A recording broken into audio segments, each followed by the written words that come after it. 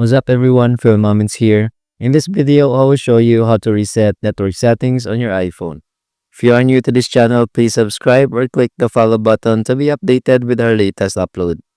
So this is very simple. Let's go to settings, scroll down, then go to general. Now in here, let's go all the way down to the bottom, then click transfer or reset iPhone.